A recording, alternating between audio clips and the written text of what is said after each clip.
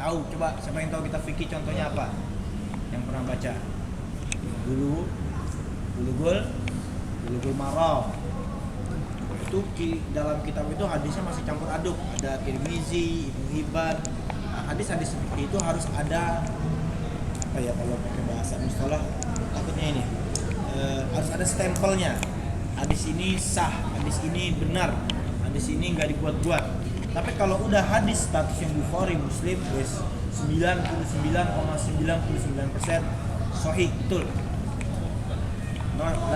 La syakka fi, tidak ada keraguan di dalam. Bukhari Muslim. Baik. Kitab yang pertama pembahasan yang kita bahas pertama kali adalah kitab Toharoh. Toharoh asal kata toha dan roh. Toharoh kira-kira apa? Tahu nggak? Bersuci. Yang berkaitan dengan BAK, BAB, haid, nifas dan segala macam jenis bersuci. Wudu, tayamum ini kita bahas. Ya, insya Allah. Dan kitab ini, kitab Taisirul Alam ini diawali dengan hadis yang mungkin antum sudah hafal. Innamal a'malu binniyat. Gak hafal lah ya, hadis masyhur jiddan, hadis terkenal sekali. Pertanyaannya adalah, kok kenapa ya? Kan pembahasannya tentang bersuci. Kenapa malah hadis tentang niat yang paling pertama? Ini timbul pertanyaan. Ada, kalau antum suka mengkoleksi buku-buku hadis apapun yang berbaik tentang akhlak, tentang pernikahan, tentang bersuci, tentang kewanitaan, tentang apapun yang bersifat fikih, kebanyakan kitab-kitab tersebut hadis pertamanya adalah hadis ini. Hadis innamal a'malu binniyat wa innamal likulli imri'in ma nawa faman kana hijratuhu ilallah dan seterusnya. Ternyata untuk masalah bersuci saja itu harus ada niatnya. Artinya kalau niatnya nggak benar, maka bersucinya bisa salah. Maka landasan dari semua amal ibadah apapun itu adalah niat yang paling pertama. Dan yang kedua adalah tata cara. Maka kalau dari salah satu dua item ini tidak terpenuhi, maka batal. Tidak sah amalan tersebut. Baik. Apa maksud dari ucapan tadi? Kita bacakan hadisnya. Kitabut Toharoti. Kalau dulu waktu saya belajar, antum megang kitab hadisnya satu-satu, harus punya kitabnya. Ya, waktu zaman saya dulu belajar. Saya baca, tinta ketumahin. Salah, blok enggak. Ya pokoknya dibaca sambil berlatih membaca huruf gundul. Menerjemahkan salah tidak apa. Terus begitu. Dan setelah saya belajar kitab hadis ini, minggu depan pertemuan nih. Misalkan hari ini kita membahas 3 hadis. Antum semua, saya nggak akan melanjutkan pelajaran kecuali antum setoran 3 hadis yang kemarin kita pelajari. Jadi harus dihafal hadis ya. Metode pembelajaran dulu. LDK sekarang jarang yang kayak gitu. Allah alam bisawab. Mungkin ada. Baik. Kitabut Taharati. Bab bersuci. Al hadisu al awwal. Hadis yang pertama. An Amiril Mu'minin Abi Hafsah Umar bin Khattab radhiyallahu anhu qala sami'tu Rasulullah sallallahu alaihi wasallam yaqul innamal a'malu binniyat wa innamal likulli imri'in ma nawa faman kanat hijratuhu ila Allah wa rasulihi fa hijratuhu ila Allah wa rasulihi faman kanat hijratuhu lidunya yusibuha aw imra'atin yunkihuha fa hijratuhu ila ma hajara ilaihi. Al hadis riwayat rawahu Bukhari wa Muslim. Ya. Antum setidaknya minimal jangan ngaku aktivis Islam kampus kalau nggak hafal di sini. Minimal penggalan pertama. Innamal a'malu binniyat. Kesananya nggak usah deh. Tapi asam kalau bisa semua. Baik, kita artikan satu persatu. An Amiril Mu'minin. An dari Amiril Mu'minin, pemimpin orang-orang beriman. ini gelar di antara 4 khalifah Khulafaur Rasyidin yang khusus hanya disematkan kepada Umar bin Khattab. Abu Bakar julukannya khalifah, ya, As-Shadiq. Tapi gelar Amirul Mukminin pertama kali disematkan kepada Umar bin Khattab. Abi Hafsah, bapaknya Hafsah. Berarti Umar punya anak namanya Hafsah. Kan Lutfi punya anak namanya Udin misalkan. Ntar namanya Udin bin Udin bin Lutfi. Maka Lutfi boleh dipanggil dengan Abu Udin. Saya punya nama anak Hibban. Maka saya boleh dipanggil pakai Abu Hibban. Itu namanya kunyah. Nanti antum punya anak kasih nama yang bagus-bagus biar kunyah antum bagus. Jangan kasih nama Jahannam, jangan. Namanya Abu Jahannam. Kacau. Oke, lanjut. Radhiyallahu anhu. Setiap hadis-hadis Nabi yang diriwayatkan dari sahabat harus ada titel radhiyallahu anhu, dan ini tidak mengada-ngada. Dan ini dalilnya ada di dalam surat At-Taubah ayat 100. Wasabiqunal awwaluna minal muhajirin wal ansar radhiyallahu anhum wa radu'. Sampai seterusnya. Allah meridhoi mereka dan mereka ridho kepada Allah meridhoi mereka dan mereka ridho padanya, pada Allah Subhanahu wa taala. Qala, berkata, sami'tu Rasulullah sallallahu alaihi wasallam yaqul, saya mendengar Rasulullah sallallahu alaihi wasallam bersabda.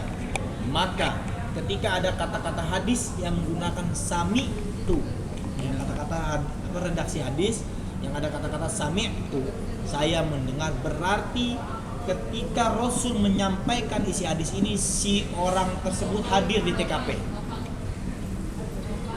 Ya, bisa dipahami? Saya mendengar. Nah, mendengar berarti ada di TKP.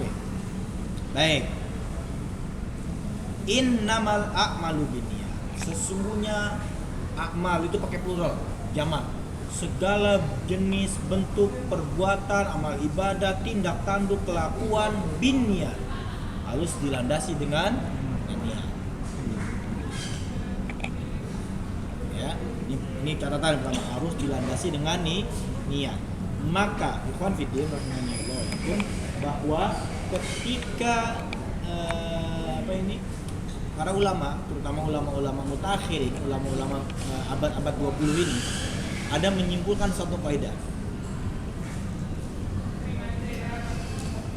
Hadis yadullu ala amal zahir an Nu'man bin Su'ban, wa hadis yadullu ala amal batin hadis Umar bin Khattab. Hadis yang menunjukkan tentang amal-amal zahir hadis Nu'man, nanti ketemu di sini, kita nggak singgung sana. Hadis yang menyinggung tentang masalah-masalah niat hadis dari Umar, hadis yang kita bahas ini. Maka niat dan tata cara harus berjalan selaras bersamaan. Jika salah satu dari ini copot, tidak terpenuhi, maka sirnalah amalan tersebut. Saya kasih contoh, niat benar, tata cara salah. Ulangi ya, niatnya benar, tata caranya salah. Niatnya kepada Allah Subhanahu wa taala, biar diberi rizki yang berlimpah dua, apalagi biar diberi kemudahan dalam ujian nanti UAS, biar diberi nilai IPK yang besar dan lain sebagainya. Niatnya benar karena Allah Subhanahu wa taala, tata caranya salah. Tembah dukun, ya kan, apalagi dimasak itu rumus-rumus, misalkan terus minum, misalkan seperti kalau ada seperti itu ya. Saya nggak tahu ada apa enggak. Iya, itu ada seperti itu. Jadi katanya kalau mau hafal, saya di daerah Jawa Timur kalau nggak salah. Jadi kalau antum mau hafal Alfiah Malika, Alfiah itu kaidah-kaidah bahasa Arab yang ini, itu katanya kertasnya itu dibakar lalu bekas abu itu diusap-usap gitu lah, biar hafalannya lebih cepat. Apa namanya itu? Salah katanya. Satu, niat benar, tata cara salah. Niatnya benar, lillahi ta'ala, biar diberi pahala yang banyak, ya kan, biar dijauhkan oleh Allah dari nerakanya, biar ya pokoknya niatnya benar, lillahi ta'ala. Tapi sholat subuhnya 4 rakaat, diterima nggak? Ya kan kaidahnya semakin banyak rakaat semakin bagus, tata caranya salah. Nanti batal amalan tersebut. Amalan tersebut dia mengada-ngada, bahkan jatuhnya dosa itu. Mengada-ngada suatu ibadah. Itu yang pertama, yang niatnya benar, tata cara salah. Ada yang kedua, niatnya salah, tata cara benar. Niatnya salah, tata cara Lutfi nih misalkan mau ngelamar Akhwat. Dia aja kasih contoh deh, biarin. Bukannya kayak Arab masalahnya. Lutfi mau ngelamar Akhwat. Kalau dia sholat, misalkan Lutfi aktivis masjid di rumahnya, sering tunjuk jadi imam. Kalau jadi imam di rumahnya, jadi imam masjid di dekat rumahnya, bacaannya ya triple cool. Ya kan, qul huwallahu, qul a'udzu birabbin nas, sama qul a'udzu birabbil falaq. Sama inna ataina kalau paling jauh. Padahal beliau hafal banyak ayat. Tibalah suatu saat dia pergi ke rumah calon istrinya, calon mertuanya. Mau calonnya belum mertua dan belum istri, baru calon. Mau melamar si Ahwat. Tibalah waktu itu azan dikumandang. Nah, si calon mertua ini tahu nih si Lutfi ini bacaannya bagus, sering jadi imam di rumahnya lah. Pokoknya bayang-bayang lah ada di Lutfi semuanya kan. Diajaklah ke masjid, sholat bareng. Ditunjuk sama bapak calon mertuanya sudah jadi imam. Yang dibaca Al-Baqarah langsung. Panjang ya kan. Pendek-pendek di mendayu-dayukan bacanya. Yang biasanya triple qul sama inna atau ina, ketika di tempat lain bacanya qul Al-Baqarah, Ali Imran, Al-An'am yang panjang-panjang. Nah, sholatnya benar sama sholat yang dilakukan Lutfi di masjid tempat Lutfi mimpin, sama ketika Lutfi sholat di tempat calon mertuanya sama. Taruhlah misalkan pas posisi sholat maghrib sama-sama 3 rakaat, di sini juga sama-sama 3 rakaat, tapi niatnya salah. Niatnya si Lutfi baca Al-Baqarah biar dibilang apa kira-kira? Gila ini calon mantu gue ya. Mantep bener dah bacaannya dah. Wah udah deh.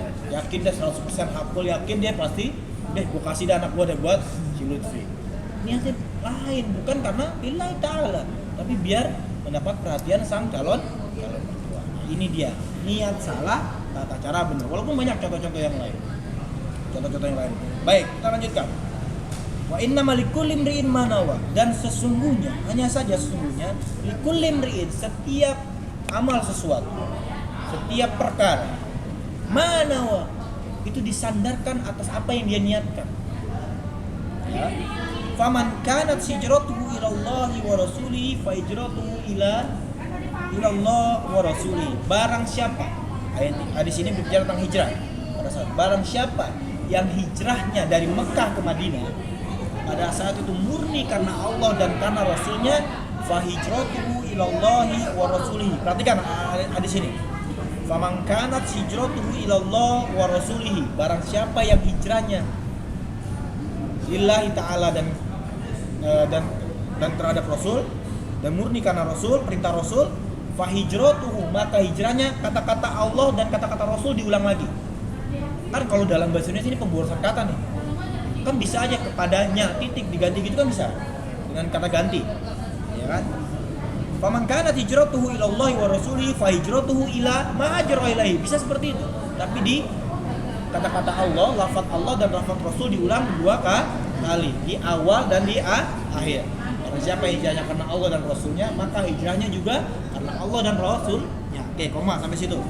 Wa man kanat hijratuhu, dan barang siapa yang hijrahnya, status hijrahnya lidunya yusibuha, anakannya dunia semata, mencari hepeng, mencari fulus, awim ro'atin yungkiwa, atau karena ada niatan menikahi wanita yang dia inginkan, ya, fahijratu ila ma hajaru ilaihi, maka hijrahnya sesuai dengan apa yang dia niatkan.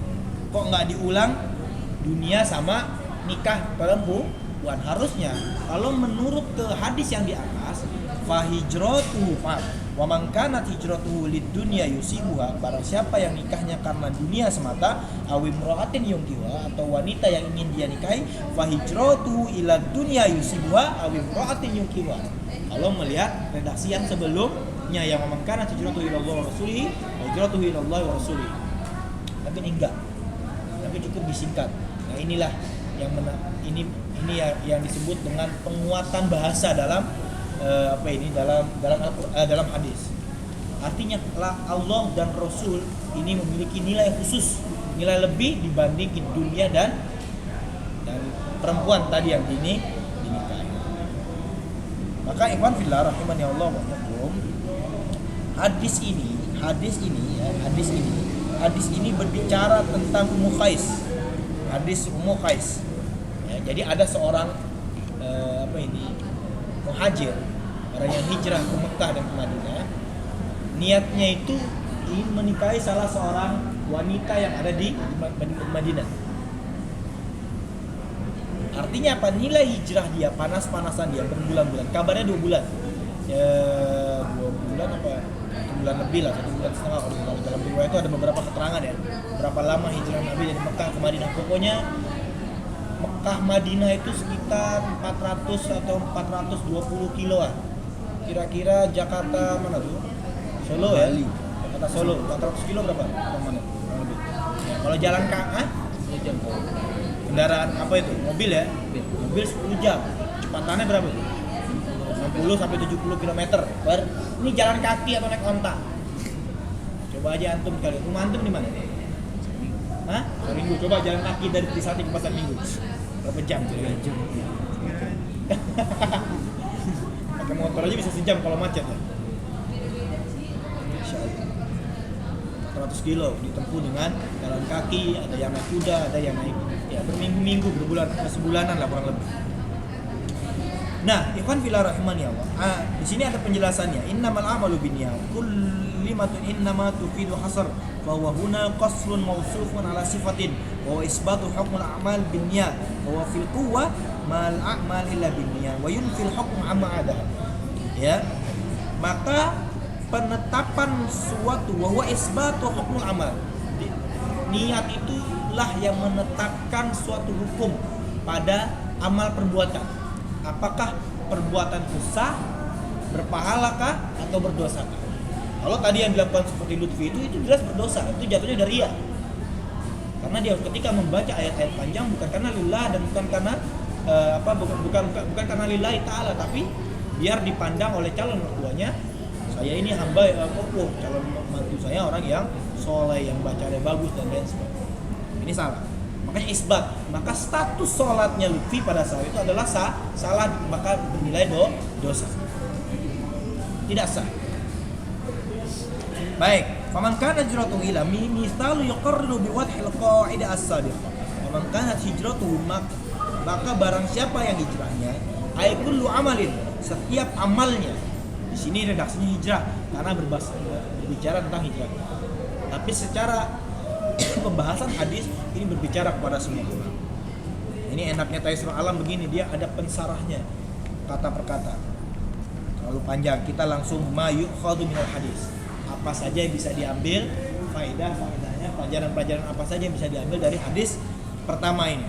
1. Inna midaral a'mali 'alan niyat sihhatun wa fasadun wa kamalun wa naqsan wa ta'atu wa ma'siyah.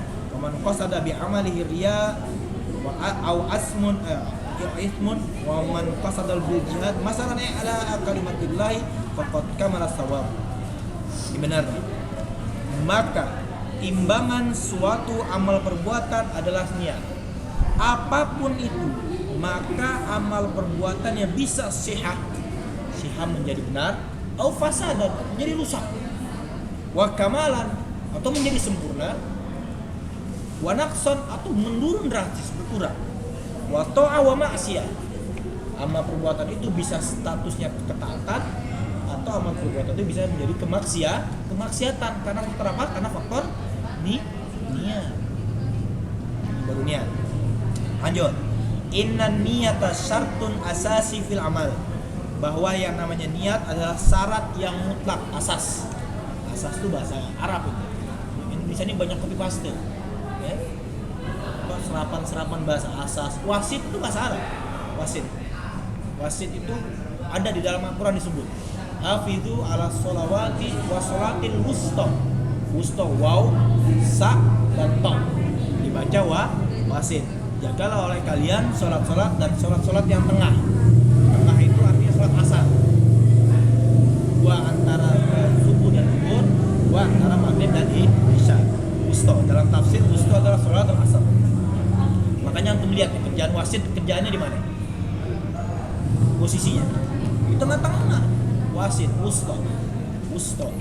Jakarta wusta, Jakarta Tengah, Jakarta Pusat. Baik.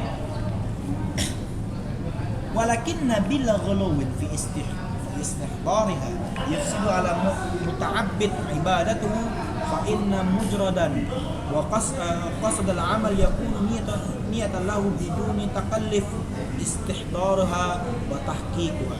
Tadi sudah dicontohkan dengan contoh bagaimana Lutfi di satu sisi melakukan hal yang benar, tapi ketika di sisi lain goyah niatnya karena sesuatu yang ingin dia capai. Itu bukan karena lillahi.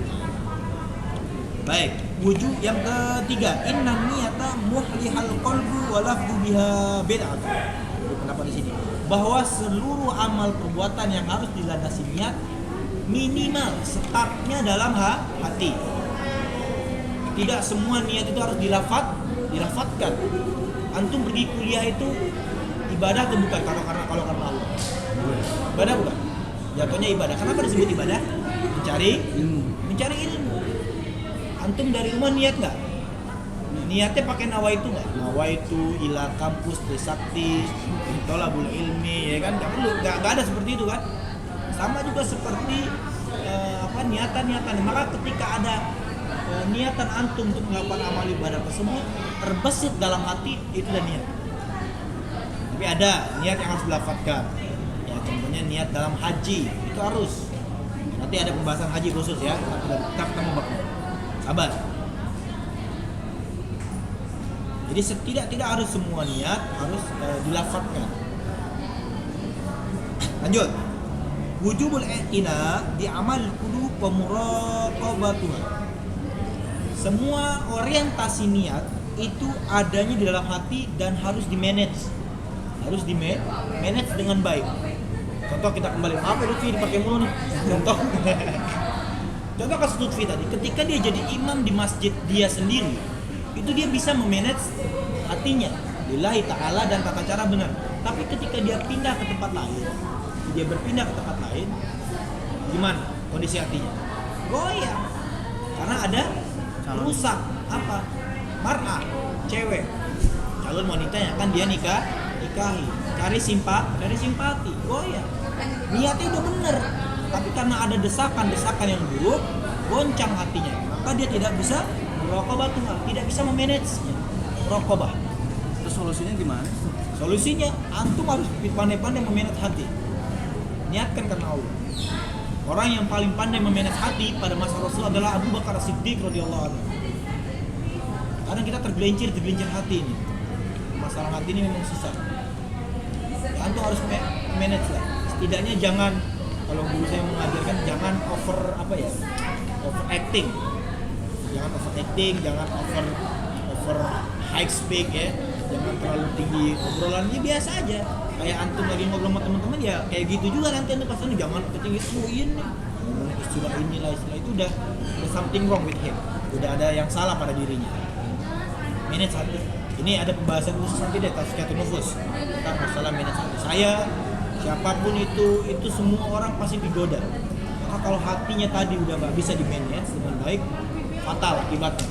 Baik keniatannya, baik ke tata cara ibadahnya, semuanya kacau. Kalau udah niatan buruk. Orang kalau udah niatnya tulus, ikhlas, maksiat juga dijalanin. Orang kalau nyuri itu niat nggak? Niat, pasti niat, nggak mungkin.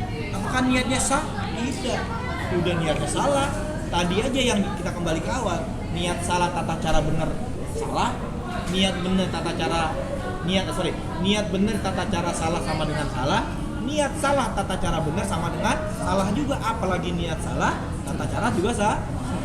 Niatin curi, amalan lakukannya juga amalan yang salah, maka salah. Pusing nggak? Enggak ya?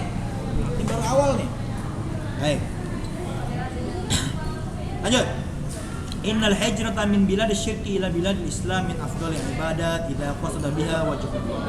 Bahwasanya pindah dari satu wilayah yang di dalamnya banyak kesyirikan ke wilayah yang di dalamnya lebih banyak keislaman, di negeri Islam, min afdhalil ibadat, salah satu keutamaan ibadah apabila diniatkan dengannya untuk bertemu wajah Allah Subhanahu wa taala.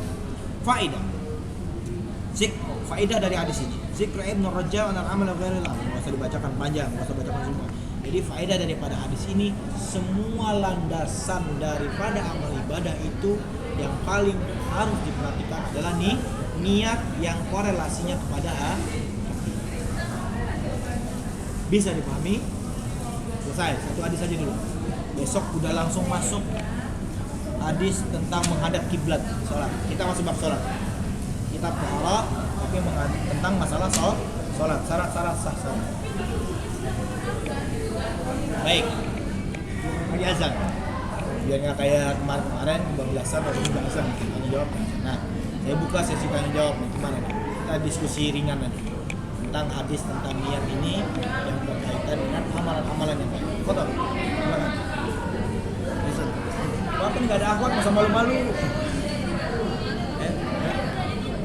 Silakan. Tadi udah nanya dia langsung. Gak apa-apa, bagus, saya suka kayak gitu tuh. Lagi kajian nanya di tengah-tengah, gak apa-apa. Jadi kajiannya lebih hidup. Lutfi tanyain lagi. Oh, di luar itu. Gimana? Di luar. Oh, nggak apa-apa, silakan. Ini kalau dulu kan saya sering sholat Jumat tuh pas kalau di luar negeri kan Luar negeri, oke. ya dia ceramahnya kelamaan Ustaz. Oh, oke. Terus Sampai masuk asar baru dia. baru sampai asar. Berapa jam itu? Jam setengah? Kan zuhur itu jam 12, asar jam 2. Dia mulai biasanya jam 1 karena orang baru pada istirahat jam 1 kan yang muslimnya. Terus dia biasanya mau ceramah tuh kalau sampai sejam gitulah. Oke, baik. Itu fatal ke salah satu khotib yang tidak paham sunnah Nabi SAW adalah khotib yang memanjangkan khutbah. Khotib yang memanjangkan khutbah itu tidak boleh. Bukan berarti tidak sah ya. Cuman keafdolan Jumatnya itu bermasalah untuk si khotib, bukan untuk si makmum yang mendengar ceramah tersebut. Kalau memang itu di daerah mana ya? Cuman jaraknya 2 jam. Di Berlin tuh pas lagi musim dingin sih. Gimana itu daerah mana? Di Jerman. Oh, di Jerman. Ya betul, kalau Jerman kalau musim dingin lebih pendek waktunya. Memang seperti itu akhir. Khutbah Jumat itu nanti ketemu juga bab hadis tentang khutbah Jumat, hadis dari Salman Al-Farisi bahwa Rasulullah SAW khutbah Jumatnya pendek, bacaannya yang agak panjang. Ya. Orang yang seperti harus ditegur, yang negur jangan antum, cari yang selevel dengan orang tersebut. Kalau ada orang negur yang negurnya nggak selevel sama dia, kadang orang tuh agak lu bocah kemarin sore ngerti apa lu, kayak gitu kadang. Minimal yang negur orang yang selevel dengan dia, itu harus ditegur. Nggak boleh, khutbah lama-lama itu nggak boleh. Ustadz saya kisah nih, dia pergi ke Bandung di sebuah masjid di daerah Ciampelas. Sampai di masjid tersebut udah mau azan kira-kira menit. Dulu saya nih sampai di sana, dia sholat, wudhu, dia sholat ini sunnah tahiyatul masjid, lalu khotib naik ke alamat. Sama ditunggu 12:30 masih plong, terus belum ada tanda-tanda akan mengakhiri khutbah pertama. Belum ada tanda-tanda mengakhiri khutbah pertama. Plong, 12:30 masih khutbah pertama. Baru jam 1:15 itu selesai khutbah pertama. Khutbah kedua masih jam 1 masih khutbah kedua. Menyimpulkan kesimpulan khutbah pertama panjang juga kesimpulannya, sampai 15 menit. Akhirnya guru saya kesel, dia keluar, dia cari saklar listrik. Dimatiin, benar-benar dimatiin menurut saya. Dimatiin saklar itu.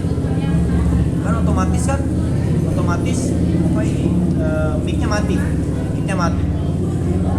Pihak TKM akhirnya menyalakan lagi. Ditegur hari itu juga, detik itu juga. Tolong bilangin sama khotibnya, ini manusia banyak, punya kebutuhan banyak. Gak benar seperti itu khutbah. Selesai sholat disamperin, akhirnya si khotib itu minta maaf. Harus tegur. Saya juga ada jadwal khutbah Jumat di pabrik. Tertulis apa? 12:30 khutbah plus sholat. 12:30 setengah 1 harus sudah selesai. Jadi tidak dibenarkan khutbah yang lama itu harus ditegur. Ya. Tapi sholat antum tetap sah, Cuma yang keafdolan Jumat berkurang pada diri si khotib, tidak berkurang, tidak mengurangi si keafdolan keutamaan sholat Jumat bagi para Allah alam. Baik, kita kira cukup.